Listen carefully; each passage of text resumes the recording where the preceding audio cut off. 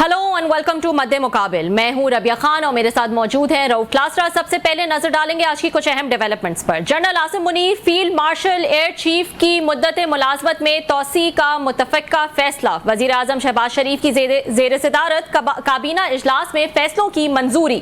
जंग में शरीक फौजी अफसरान पाकिस्तानियों के लिए एजाजात। मजीद क्या अहम फैसले किए गए, इस पर हम तफसीलन बात करेंगे। इसके अलावा पाक भारत कशीदगी, कश्मीर का मसला एक बार फिर दुनिया भर में सर उठाने लगा। पाकिस्तान और भारत के आला वफूद अपनी अपनी लॉबिंग के लिए निकल पड़े। इसहाक डार चीन में मौजूद चीनी वजीर ने चीन को पाकिस्तान का आईनी दोस्त करार दे दिया। सिफारती दंगल पर खुसूसी गुफ्तगू करेंगे और भारतीय सेक्रेटरी खारजा को सोशल मीडिया पर ट्रोलिंग के बाद पार्लिमानी कमेटी में भी मुश्किलात। राफेल तैयारों की तबाही के सवालात का कोई जवाब ना दे सके। सीज फायर दो मुल्कों के दरमियान था, ट्रंप का कोई किरदार नहीं। सेक्रेटरी खारजा के बयान ने एक बार फिर कंफ्यूजन फैला दी। अहम तफसीलात आपके साथ शेयर करेंगे। इसके अलावा हुकूमती दावों के बावजूद चीनी की कीमतों में इजाफा। वजीर आजम के मुशीर हारून अख्तर चीनी की कीमतों में इजाफे के दिफा के लिए आ गए। दुनिया भर में पाकिस्तान में चीनी सस्ती होने का दावा कर दिया। इस पर भी हम बात करेंगे, लेकिन सबसे पहले बात कर लेते हैं वफाकी काबीना का इजलास हुआ शहबाज शरीफ के जेर सदारत। उसमें कई अहम फैसले किए गए, इस हवाले से बात करते हैं। हमारे साथ मौजूद हैं सीनियर सहाफ़ी और दिफाई तज्ज़ियाकार कामरान यूसुफ साहब। अस्सलाम वालेकुम कामरान साहब and thank you so much for joining. जी कामरान साहब, जो इंडिया के अगेंस्ट हमने कॉम्प्रिहेंसिव ऑपरेशन बुनियानुल मरसूस जो है वो कैरी आउट किया, उसको जो है वो सामने रखते हुए हमने देखा कि chief of army staff general Asim Munir को जो है वो तरक्की दी गई और फील्ड मार्शल का ओहदे पर जो है वो तरक्की दी गई और इस इजलास में और भी दूसरे अहम फैसले किए गए। इसको कैसे देख रहे हैं आप? देखिए, सिग्निफिकेंट फैसला है क्योंकि पाकिस्तान की तारीख में आपको पता है कि ये दूसरे आर्मी चीफ होंगे जिनको फील्ड मार्शल का रैंक दिया गया है और ये मिलिट्री टर्म्स में सबसे हाईएस्ट रैंक होता है।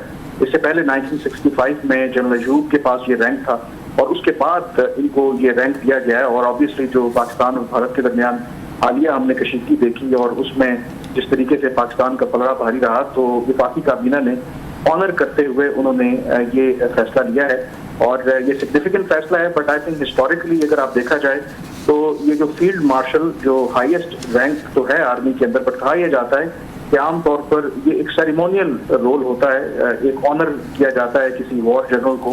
और हिस्टोरिकली देखा गया है कि यूजली जब लोग समटाइम रिटायर हो जाते हैं उसके बाद ये ओहदा दिया जाता है। जनरल अयूब को भी जब ये रैंक दिया गया था तो वो उस वक्त पाकिस्तान के सदर भी थे। अब इसमें जो दिलचस्प और इंटरेस्टिंग आई थिंक पहलू ये होगा कि क्योंकि वो आर्मी चीफ भी हैं और आर्मी चीफ 4 स्टार होता है और ये जो फील्ड मार्शल का ओहदा है, ऑब्वियसली जो रैंक है वो सबसे हाईएस्ट है, तो क्या वो आर्मी चीफ का जो ओहदा है उसको भी रिटेन करेंगे? That also remains to be seen. और आई थिंक इसके हवाले से जो क्लैरिटी है वो मेरे ख्याल में जल्द सामने आ जानी चाहिए। तो ऐसी कोई रिक्वायरमेंट होती है कि एक ओहदा जो है वो उनके पास रहेगा और एक जो है वो उनको जाने देना होगा?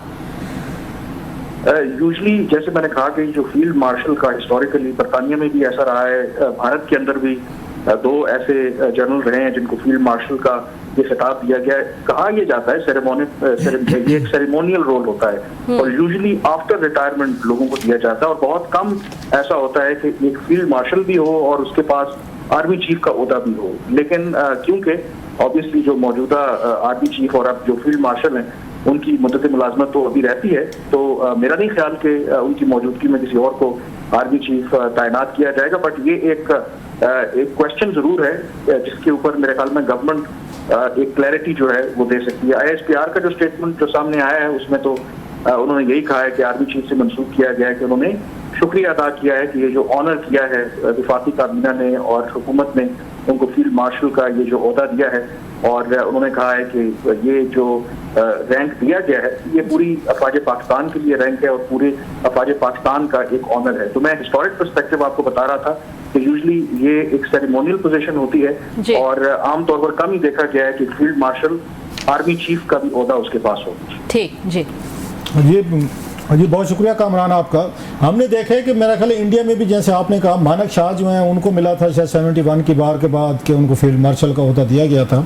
और प्लस अगर हम जैसे आपने अभी उसकी तारीख बताई है कि एक ओहदा या आप उसके 2 ओहदे रख सकते हैं या उसकी क्या क्लैरिटी आएगी, तो अगर आपको याद हो जनाब मुशर्रफ जो थे जब वो आर्मी चीफ बने थे तो उन्हें chairman joint chief of staff का ओहदा भी नवाज शरीफ साहब वज़ीर आज़म थे उन्होंने दे दिया था, इफ यू रिमेंबर।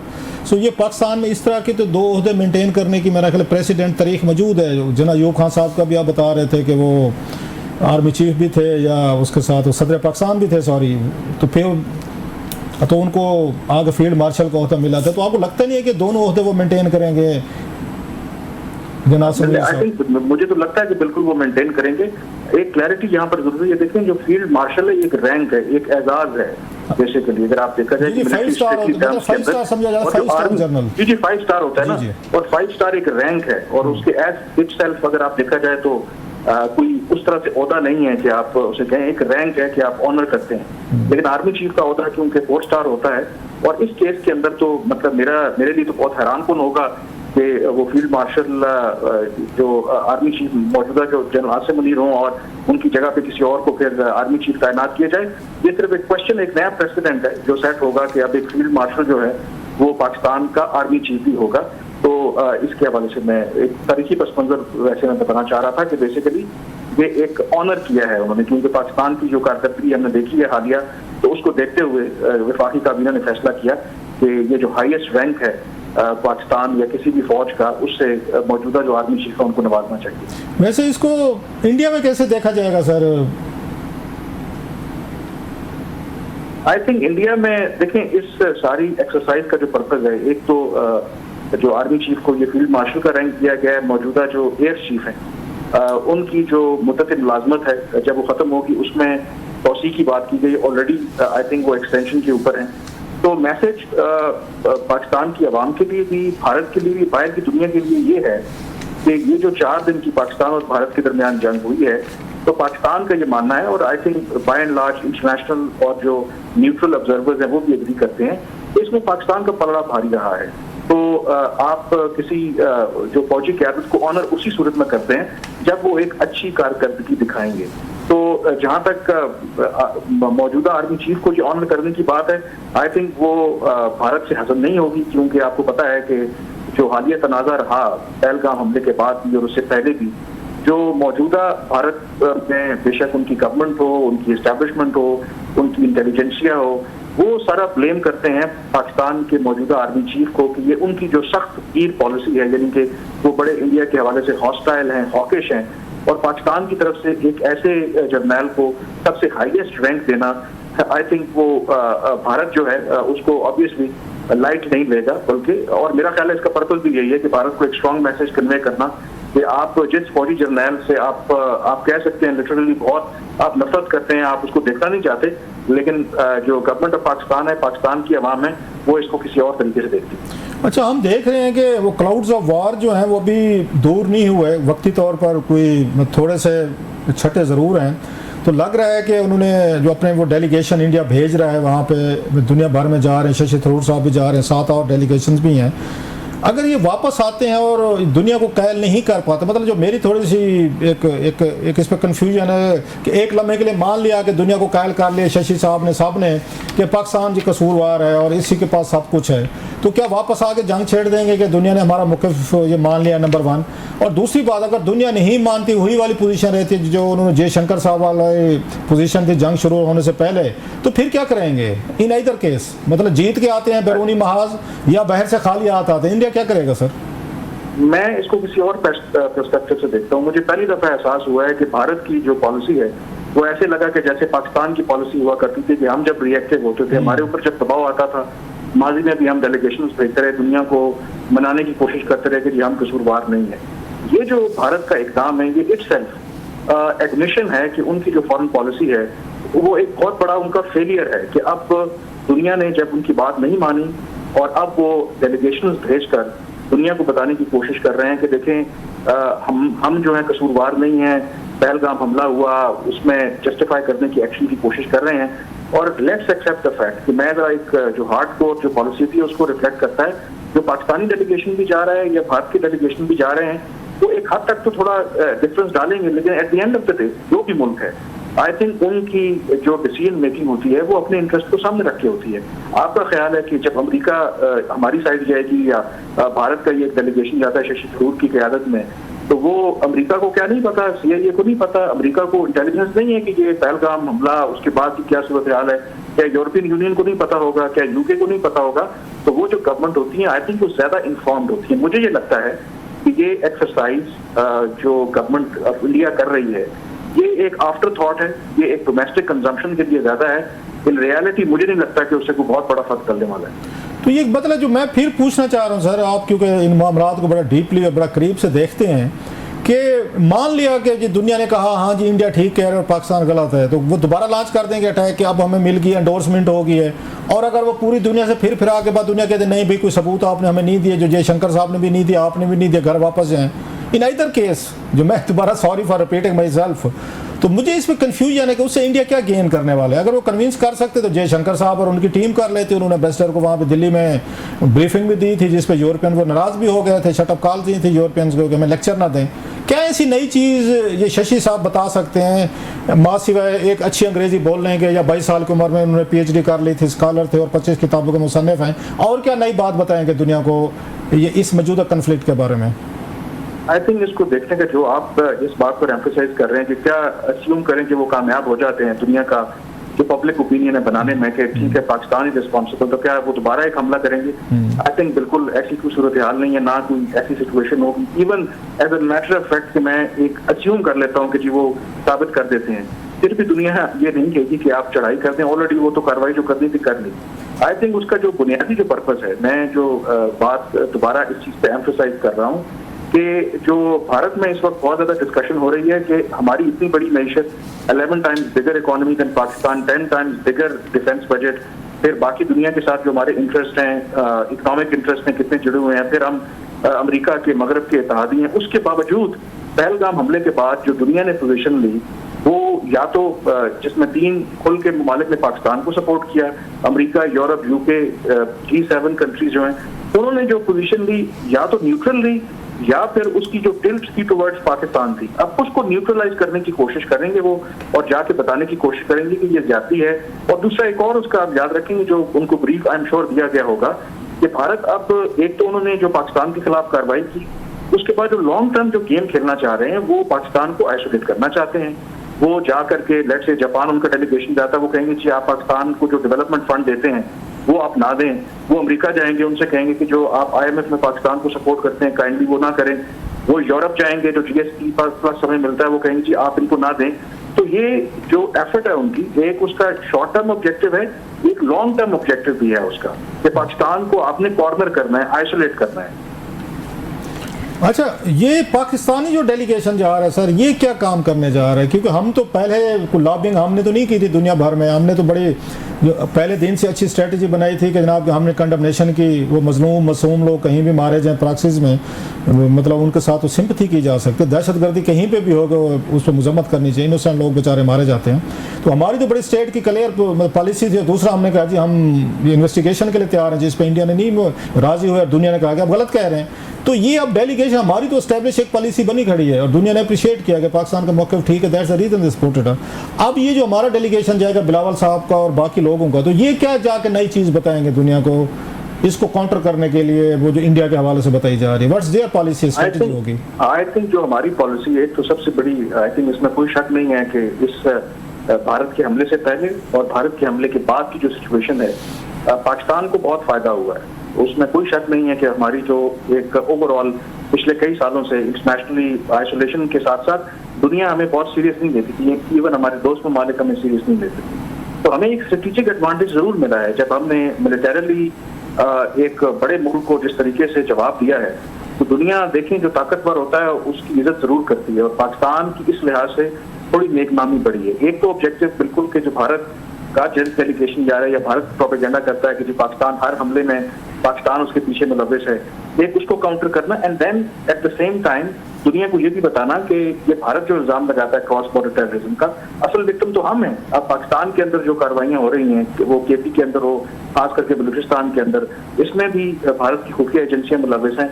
एक चीज इसको कैपिटलाइज करना है। दूसरा आई थिंक जो फोकस है, जो एक हमें एक पॉजिटिव वो मिली है, एक एज मिला है, आई थिंक एक पर्पज उसका ये भी कि उसको कैपिटलाइज करना है और उसको हम किस तरह जो इंटरनेशनल पब्लिक ओपिनियन है और जो गवर्नमेंट्स हैं उनको अपने जो पब्लिक ओपिनियन अपनी हमवार करके अपने लिए कोई फायदा हासिल कर सकते हैं, वो इकोनॉमिक हो, इन्वेस्टमेंट के पर्पज से हो, इस पर्सपेक्टिव आई थिंक पाकिस्तान के डेलीगेशन का जो पर्पज है वो मल्टी प्रोंग्ड है। But at the end of the day I would say कि ये सारी जो एफर्ट है, आई थिंक भारत ने चूंकि स्टेप लिया है, पाकिस्तान ने भी लिया है, तो मोर और लेस ये कॉस्मेटिक मुझे ज्यादा लगता है।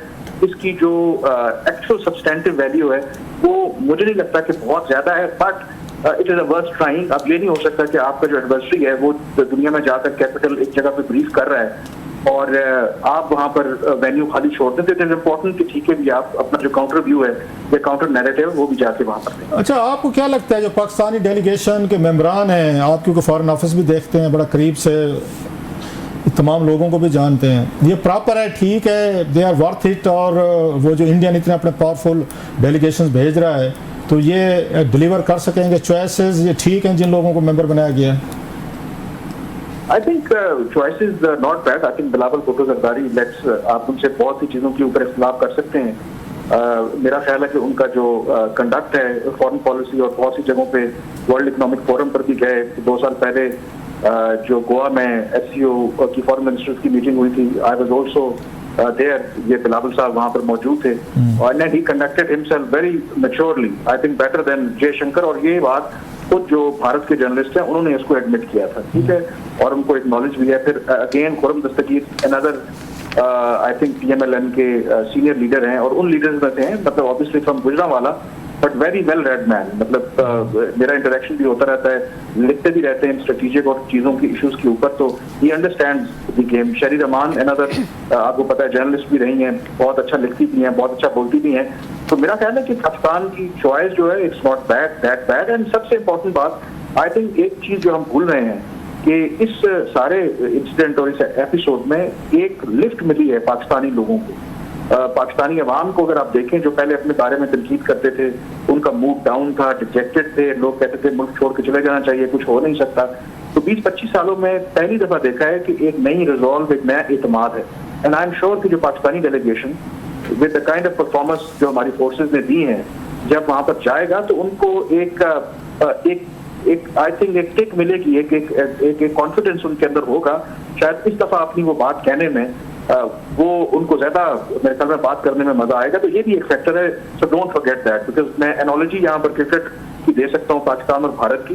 तो मुझे लगता है कि जिस तरह हम क्रिकेट के मैदान में वर्ल्ड कप के मैचेस होते हैं, भारत से जरा तब की खेलते रहे ऑफ लेट, तो इस केस के अंदर मुझे लगता है कि शायद जो इस पाकिस्तानी जो डेलीगेशन है वो ज्यादा पुरएतमाद होगा उनके पीछे, क्योंकि कारकर्दगी है।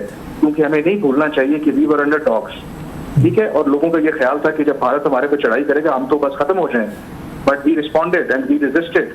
और ये चीज आपको एक नई रिजॉल्व थी। On the contrary, I think the Indian side is on the defensive. बिल्कुल। कामरान साहब ये बताएगा, तमाम डिप्लोमेसी की हम जो बात करें वो सब अपनी जगह, लेकिन अमेरिका से ताल्लुकात जो हैं वो मेजॉरिटी ऑफ द वर्ल्ड के लिए कितना मैटर करते हैं उसमें कोई शक नहीं है, एक सुपर पावर है। ये पूरे सिनेरियो से पहले हमें जो है हमारा टिल्ट ज़्यादातर चाइना की तरफ जो है वो समझा जा रहा था और हम एक बैलेंस हमेशा क्रिएट करने की कोशिश कर रहे थे, which was a little tough for Pakistan also considering the fact कि हम कितने क्लोज हैं चाइना से। But on the other hand India का जो क्लोजनेस है, जो एक स्ट्रॉन्ग एलाई अमेरिका को वो समझ रहा था और उस पर जो है वो काफ़ी ज़्यादा उनको फख्र भी था, कॉन्फिडेंस भी था, वो थोड़ा सा शैटर होता हुआ नज़र आया है। जब से ये पूरा सिनेरियो स्टार्ट हुआ हमने देखा कि अमेरिका ने उस तरह से मदद या उस तरह से जो है वो इन्वॉल्व नहीं हुए जिस तरह से शायद इंडिया चाह रहा था। फिर उसके बाद जब वो इन्वॉल्व हुए तो अब भी उन पे जो है ट्रंप पे तनकीद की जा रही है। एक तो इस बात पे कि उन्होंने सीज फायर कैसे करा दिया, बिकॉज इंडिया किसी थर्ड पार्टी की इन्वॉल्वमेंट के फेवर में नहीं है। दूसरा ये कि वो बार बार कश्मीर की बात कर रहे हैं, एक दफ़ा नहीं कई बार जो है वो कश्मीर की बात कर चुके हैं।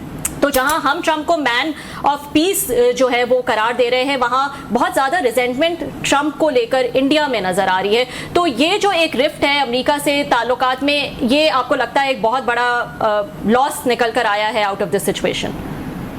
आई थिंक भारत को ये पहली दफा तजुर्बा हुआ है, क्योंकि अभी वो नए नए इनके ताबी बने हैं। पाकिस्तान तो एक्सपीरियंस कर चुका है, 65 में भी 71 में भी KGM की बैरी बेड़ा आ रहा है और वो बैरी बेड़ा कभी ना आया। और इसी वजह से लोग कहते हैं कि जो अमेरिका है वो हमेशा अपने मफाद के लिए तो लोगों को इस्तेमाल करता है, लेकिन वक्त आने पे डंप कर देता है। बट हैविंग सेड दैट, इस केस में आई थिंक स्टोरी इतनी सिंपल नहीं है। आई थिंक जब ये क्राइसिस शुरू हुआ, बिल्कुल जो अमेरिका था उसने एक न्यूट्रल स्टांस जरूर लिया और दोनों साइड्स को अर्ज किया कि आप रिस्ट्रेंट शो करें, लेकिन एट द सेम टाइम इसी ट्रंप एडमिनिस्ट्रेशन के जो ऑफिशियल थे जैसे जेडी वैंस, उन्होंने शुरू में भारत को मौका दिया कि ये पाकिस्तान और भारत की लड़ाई it is none of our business.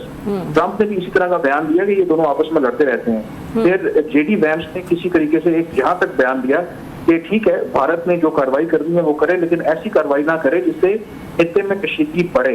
अब जो प्रॉब्लम यहाँ से शुरू हुई, क्योंकि मेरी अमेरिका में लोगों से बात हुई, उनका यही ख्याल था कि यार अमेरिका जो भारत है वो इतना बड़ा मुल्क है, उसका जो फोर्सेज हैं twice the size of Pakistan, उनके पास जहाज ज्यादा है, उनकी नेवी स्ट्रॉन्ग है, उनका इंटरनेशनल क्लाउड है, तो उनका ये ख्याल था कि ये को कार्रवाई करेंगे तो पाकिस्तान में तो हिलना नहीं है।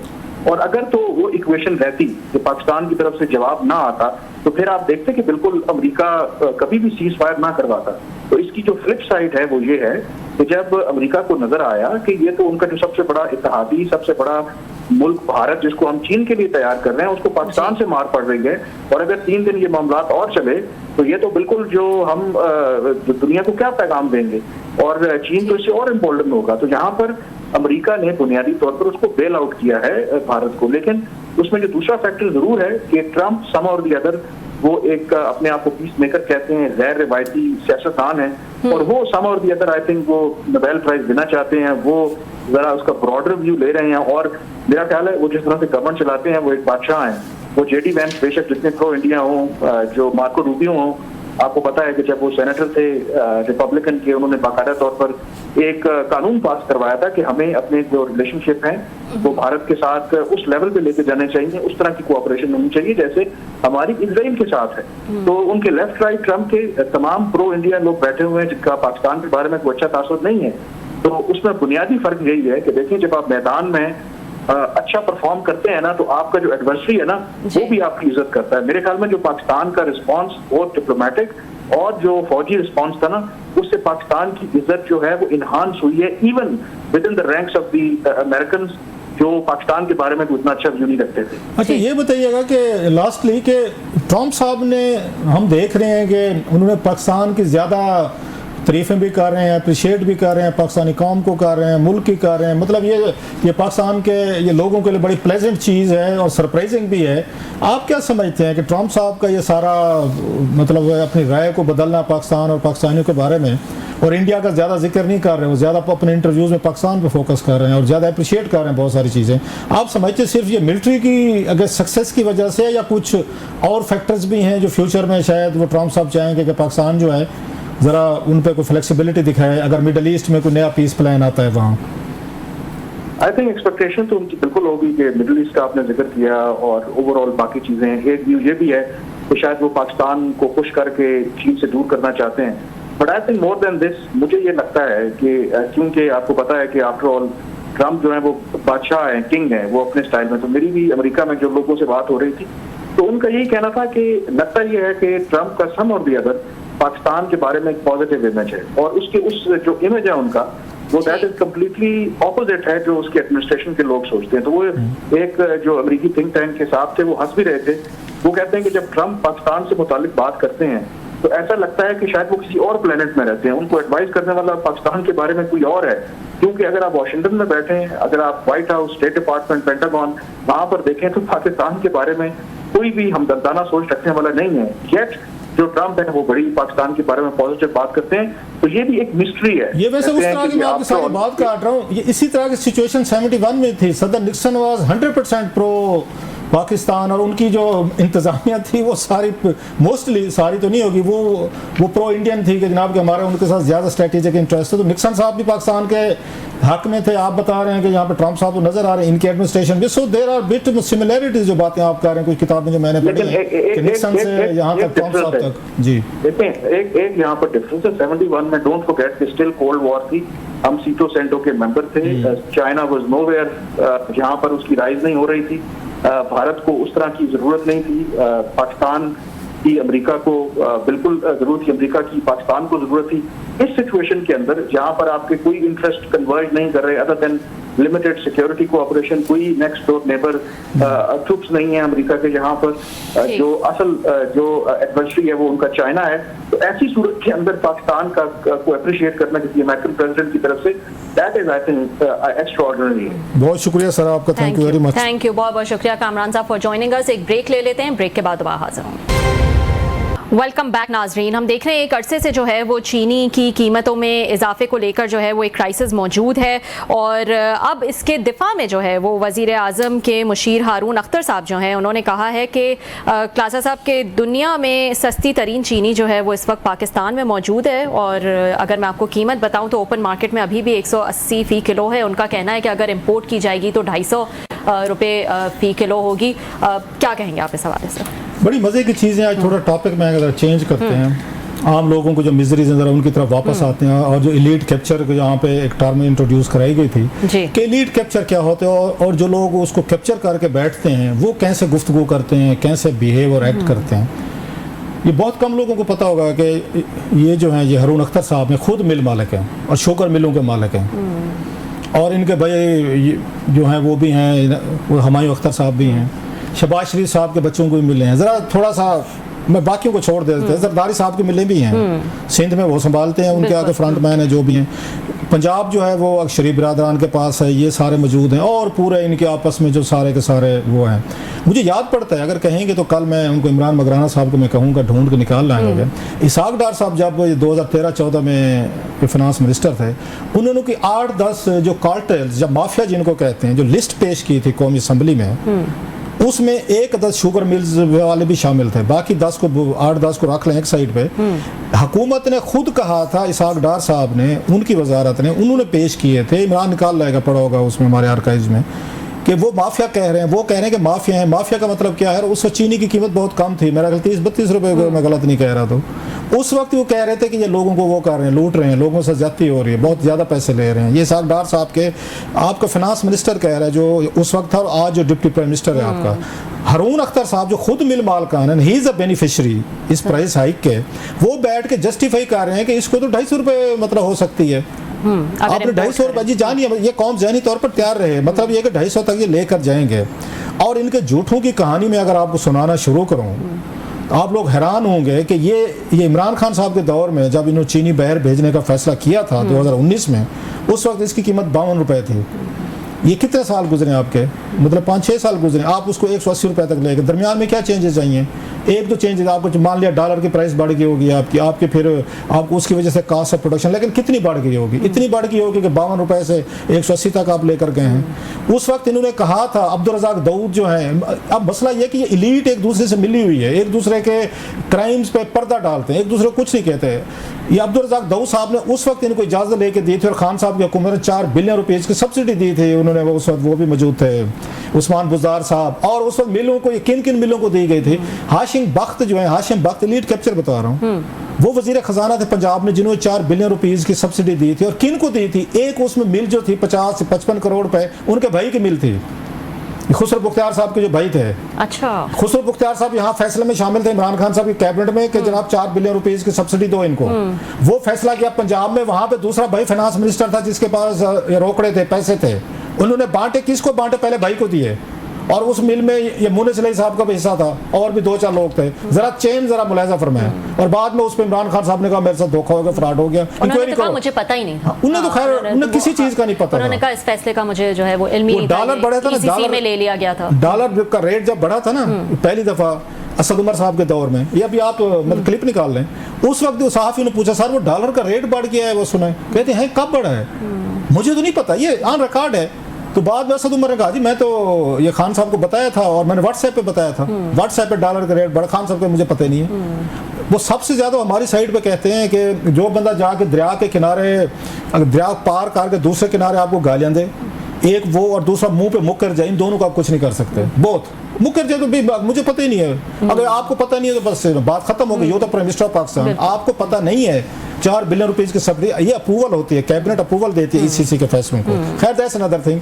उन्होंने कहा जनाब हम पैसे नहीं बढ़ने देंगे इसके। वो 52 रुपए से वो जो उस वक्त जो है वो 70 हुई, 70 से 90 हुई और 120 तक गई थी। और उस वक्त ये शहजाद अकबर साहब फरमाते थे 1 रुपया चीनी की कीमत बढ़े 5 अरब रुपया जो है ना उस पे ये प्रॉफिट कमाते हैं। ये उस वक्त की बात है 52 से अब 180 तक जाए, जरा कितने बिलियन रुपीज ये कमा रहे हैं। और हरून अख्तर साहब जो है बैठ के जस्टिफाई कर रहे हैं इन तमाम चीजों को जिनके बारे में खुद हुकूमत ने कहा था कि ये कार्टल्स हैं और लोगों के साथ वो कर रहे हैं, लूटमार कर रहे हैं। सो जब आपको प्रेसिडेंट ऑफ पाकिस्तान की मिले हैं, प्राइम मिनिस्टर ऑफ पाकिस्तान की मिले हैं, नया जो एडवाइजर लेकर आए हरून अख्तर साहब उनकी मिले हैं, तो फिर मुझे बताएं मुनीस इलाही साहब की मिले हैं, हमजा साहब की मिले हैं, फिर इसमें दरीशा हैं उनके मिले हैं, तरीन साहब हैं उनके मिले हैं, लंबी लिस्ट है, आप मतलब गिनते जाएं करते जाएं।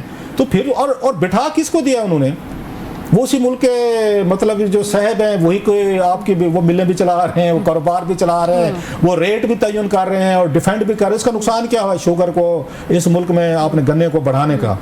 आज ही एक रिपोर्ट रिलीज हुई है, जरा सुनते हैं। इस मुल्क में इतना बड़ा बम शेल है किसी ने नोट ही नहीं किया। आज जो अभी यहाँ पे जो नेशनल अकाउंट्स कमेटी होती है आपकी, वहाँ पे आप ये डाटा देते थे ग्रोथ का कि इस मुल्क की जीडीपी आपकी कितनी ग्रोथ हुई है, फसलें कितनी ग्रोथ हुई है, इंडस्ट्री कितनी हुई है। I was shocked. Shahbaz Sharif साहब कब से पावर में पता है आपको? 2022 से, अप्रैल से 22 से 23 24 पे 3 साल हो गए। 3 साल बाद आज ये रिपोर्ट आ रही है कि एग्रीकल्चर जो है माइनस बता रहा हूँ, ये 0.56% में गई है। ज़राअत में गई है, आपकी जंगलात में गई है, फिशरीज में गई है। एग्रीकल्चर जिस मुल्क के साथ आपकी लेबर है, लोग हैं, 60-70% लोग रह रहे हैं जिनकी लाइवलीहुड है, आपके इन 3 सालों में उसकी ग्रोथ नेगेटिव में गई है। इससे बड़ी कोई ज्यादा कोई आपके लिए कोई बुरी खबर हो सकती है? और ये खबर ही नहीं है। और मैं चैनल पे सुन रहा था जहां पे जब रिपोर्टर को उसने लिया, हमारे एटीट्यूड देखें, उसने उसको 30 सेकंड नहीं बात करने दी, 20 सेकंड में उसको फारिग कर दिया। मेन एक टीवी चैनल था, उसने इस खबर को 20 सेकंड में फारिग कर दिया कि हुकूमत नाराज ना हो जाए कि जनाब के ये बता रहे हैं कि एग्रीकल्चर ग्रोथ गई है, इंडस्ट्रीज की आपकी ग्रोथ है वो नहीं बढ़ सकी, चीजें नहीं बढ़ सकी। चले मैं उनको छोड़ देते हैं।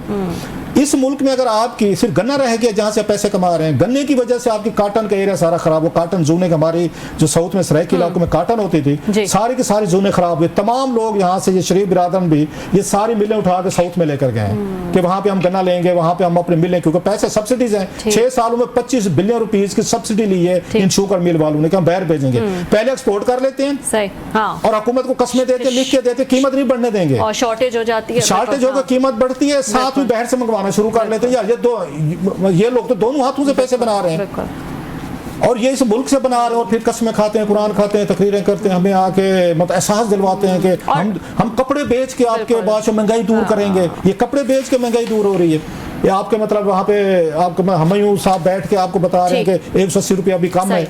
और अफसोस तरीन बात ये कि हर दौरे हुकूमत में जो है हम ये क्राइसिस देखते हैं और हर पार्टी के अंदर कार्टल्स ये बैठे हुए हैं, उन्होंने हाईजैक किया हुआ है, डोनेशन देते हैं, पैसे देते हैं, गाड़ियां देते हैं, इनके खर्चे सारी चीजें अफोर्ड करते हैं। ये बड़े बड़े लोग थे ना, ये तो मालकान है। मतलब मैं तो एग्रीकल्चर की ग्रोथ पढ़ के हैरान हो गया। 3 सालों में शहबाज शरीफ साहब के दौर में 0.5 या 6% मतलब पॉजिटिव छोड़ दें, चलो 1% हो जाती है, नेगेटिव ग्रोथ जो है वो नजर आई है ग्रोथ एग्रीकल्चर में। जी, आई थिंक क्लासर साहब इस पे तफसीलन जो है वो हमें बात करनी चाहिए। It's a huge shock for me. बिल्कुल और कोई खबर नहीं है इस मुल्क में, नहीं बिल्कुल। ये जो है जो आम आदमी को जो है अफेक्ट करती है, ये वो खबरें हैं जो हम चाहेंगे कि तफसीलन जो है वो इस पर बात करें। लेकिन वक्त हुआ एक ब्रेक का, ब्रेक के बाद हम दोबारा हाजिर होते हैं। वेलकम बैक नाजरीन। अनफॉर्चुनेटली प्रोग्राम का वक्त जो है वो ख़त्म होता है। कल आपसे फिर मुलाकात करेंगे और कुछ मज़ीद न्यूज़ जो है वो डिस्कस करेंगे।